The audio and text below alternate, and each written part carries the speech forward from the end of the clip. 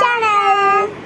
இன்னைக்கு வந்து என்னன்னா டேய் என்னடா இத பாருடா டேய் தன்வை இங்க பாரு.